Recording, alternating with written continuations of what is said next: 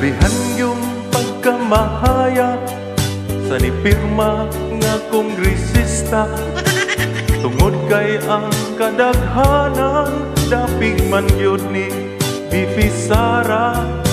Abi nilag ma-impeach na ang Senado, nag-adjourn na, maipit yun mo aning eleksyon na.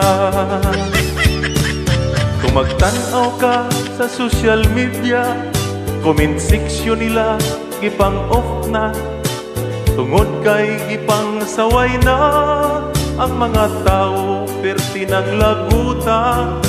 Bisan kuno gi-idol ka, di na sila nimo mubutar pa, ni pirmang kongresista naong o kwarta. Diligyot ko makatuo nga madala mo sa ilang gihaylo. Nagplano ra ba ko nga ikaw gyud ang iboto. Wow, wow, wow, wow. Daghang nagmahay nga may pirma, kay ipangbas na sa social media. Ug ang Senado nanirado na, kay madamay sila. Aksyon na sila o kabalaka, ni karong eleksyon na.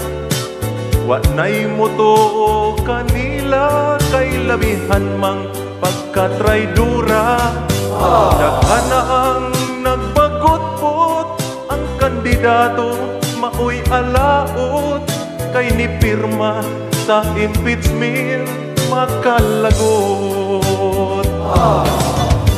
Diligyot ko makatuo nga madala mo sa ilang gihaylo.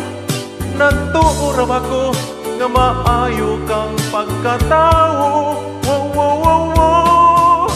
Iahag bayaning kalakiha, na hinayak noon sila sa pagpirma, kay minilyon man nga ayuda ipasalig nila.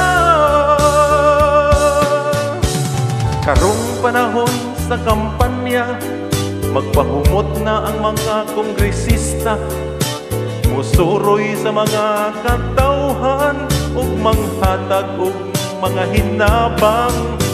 Mamasin na lang kuno sila nga makalimtan ang ilang pagpirma, na budol yun sila ning kalakihan. Mamasin na lang kuno sila nga butaran pa ning eleksyon na. Mapildi man siguro ni ining pagkapirmahan.